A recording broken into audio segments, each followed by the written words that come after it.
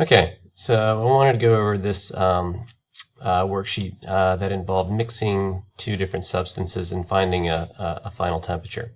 All right, all of these problems can be solved using this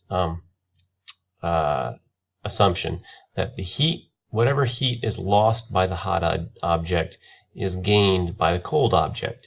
And we have formulas that talk about the heat that's either absorbed or lost whenever something stays the same matter. All right, or sorry, stays the same state of matter. All right, so if we put a chunk of hot metal into water, the chunk of metal will go from a hot solid to a colder solid, whereas the water will go from a colder liquid water to a warmer liquid water. So MCP delta T works for both of those. All right, so in the first problem, we are mixing a sample of hot copper with water, and we are in the end we're going to have a final temperature of the water at 45 degrees Celsius.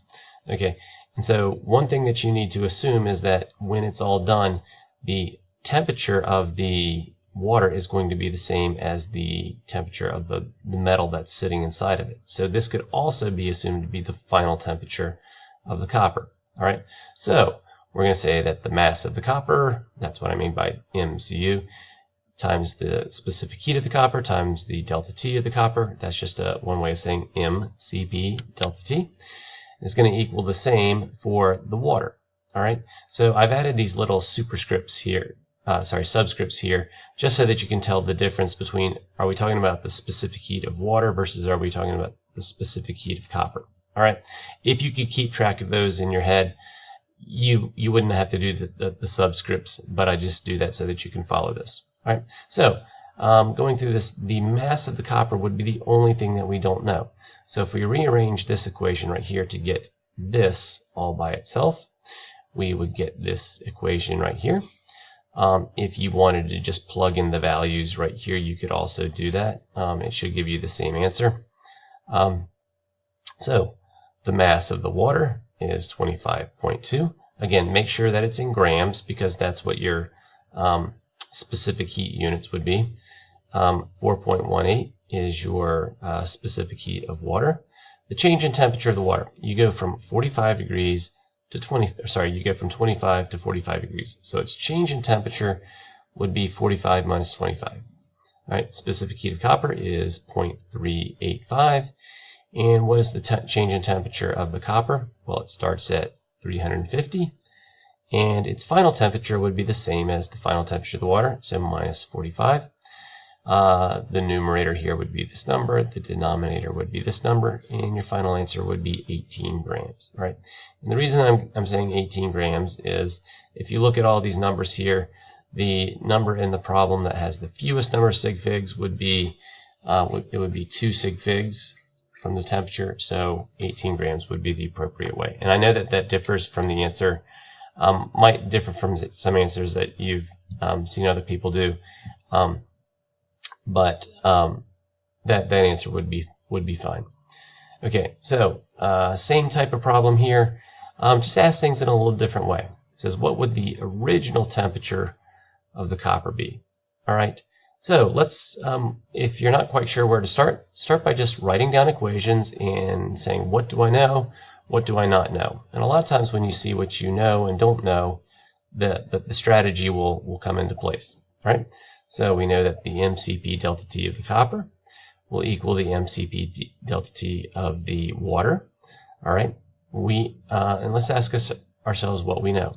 Do we know the mass of the copper? Yep. So we could check that. Do we know the specific heat of copper? Yes, that's on your blue guide. Do we know how much the temperature of the copper changed?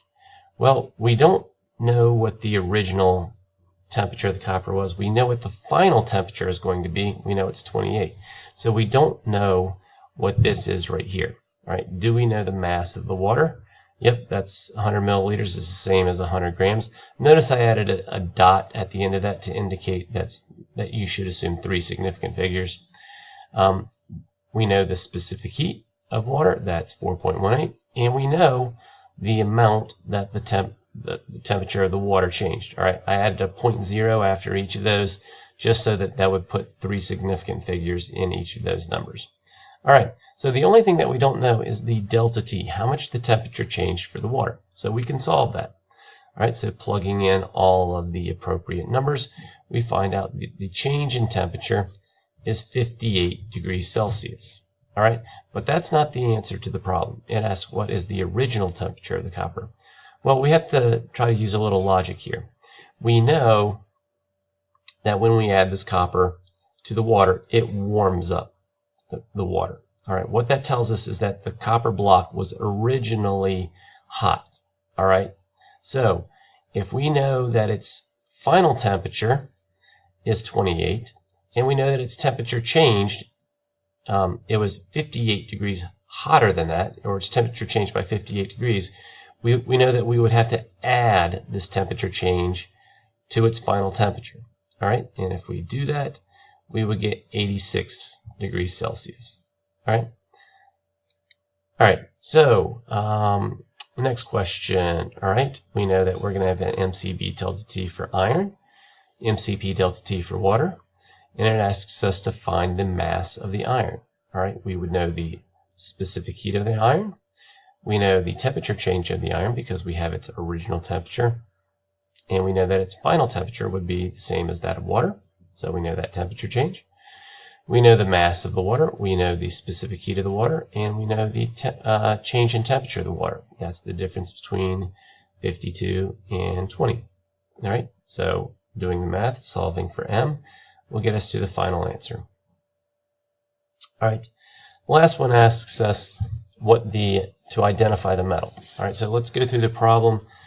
MCP delta T of your metal, MCP delta T of your water. Do we know the mass of the metal?